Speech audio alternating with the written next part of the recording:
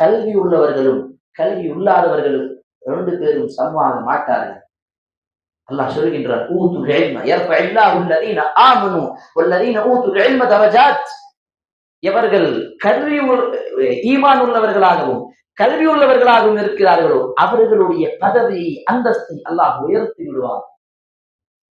சாதாரணமான ஒரு பதவி அல்ல, சாதாரணமான கண்ணியம் அல்ல, அல்லாஹ் கொடுக்கக்கூடிய கண்ணியம். சகோதரர்கள், இந்த உலகத்திலும் நாளை மறுமையிலும் அந்த கண்ணியம், அந்த மரியாதை அவர்களுக்கு கிடைக்கும். இந்த குர்ஆனுக்காக நாங்கள் எவ்வளவு செலவு செய்கின்றோம், எவ்வளவு நாங்கள் நேரத்தை கொடுக்கின்றோம். சிறிது நேரம் சிந்தித்து பார்த்தால் தெரியும். நம்முடைய வீட்டில் அதிகமாக எதை பற்றி பேசப்படுகிறது? குர்ஆன் சம்பந்தமாகவா, இஸ்லாமிய வரலாற்று சம்பந்தமாகவா? இல்ல, இங்கிலீஷ், ஹிஸ்டரி, சயின்ஸ், இதுதான் நம்மளுடைய பிள்ளைகளுக்கு கற்றுக் கொடுக்கின்றோம். ஆனால் அதுவும் இஸ்லாமிய அடிப்படையில் பார்த்தால் அதுவும் கிடையாது. இஸ்லாமிய வரலாற்று நமக்கு தெரியுமா? தெரியாது. ஹலீஃபா, 4 ஹலீஃபாவுடைய பெயர் நிறைய மக்களுக்கு தெரியாது.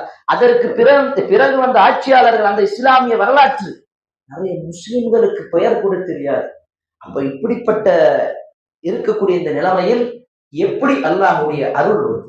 அல்லாஹ் எவ்வளவு அழகாக சொல்கின்றார். அல்லாஹ் அவர்களுக்கு வாக்குறுதி கொடுக்கின்றார். லா தஹ்சன் வலா தஹ்சனு வஅன்துமுல் அஅலவுன் இன் குன்தும் முஃமினீன்.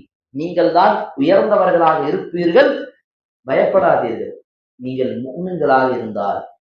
நாங்கள் முஃமின்களாக இருக்கின்றோம் என்று சொன்னால் அல்லாஹ் நமக்கு கண்டிப்பாக அந்த கண்ணியம், அந்த மரியாதை கொடுப்பார்.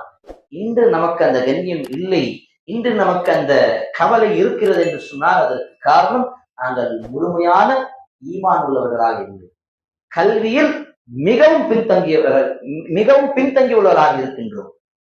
அதனால்தான் நம்மளுடைய நாட்டிலே முஸ்லிம்களை பார்த்து வெறுக்கிறார்கள். ஏன்? அவர்களுக்கு படிப்பிலும் சரி, உலக விஷயத்திலும் சரி மிகவும் பின்தங்கி இருக்கிறார்கள். இப்படிதான் மாற்று மத சகோதரர்கள் நம்மை பார்த்து கேள்வி செய்கிறார்கள். அருமை சகோதரர்களே, பெரியோர்களே, நம்முடைய பிள்ளைகளை குர்ஆனுக்காக உருவாக்குவோம். நம்முடைய பிள்ளைகளை நாளை மறுமைக்காக உருவாக்குவோம். நம்முடைய பிள்ளைகளை மார்க்க அறிஞர்களாக உருவாக்குவோம். இல்லை என்று சொன்னாலும் சிறிதளவு அவனை ஒரு நல்ல முஸ்லிமாக உருவாக்குவோம். ஆனால் இன்று நம்முடைய இஸ்லாமிய அடிப்படை கலிமத்து தௌஹீத், லா இலாஹ இல்லல்லாஹ் முஹம்மதுர் ரசூலுல்லாஹ் என்ற வார்த்தையுடைய அர்த்தம் கூட தெரியாமல், இந்த வார்த்தையுடைய நிபந்தனைகளும் கூட தெரியாமல் இருக்கக்கூடிய பல முஸ்லிம் பெற்றோர்களும் பிள்ளைகளும் இருக்கிறார்கள். அல்லாஹ் மன்னிக்க வேண்டும். இந்த நிலையில் அல்லாஹ்வுடைய உதவி எப்படி வரும்? அல்லாஹ் தெளிவாக சொல்லிவிட்டானே சூரத்துல் முஹம்மதில், யா அய்யுஹல்லதீன ஆமனு, ஈமான் உள்ளவர்களே கவனமாக கேளுங்கள்.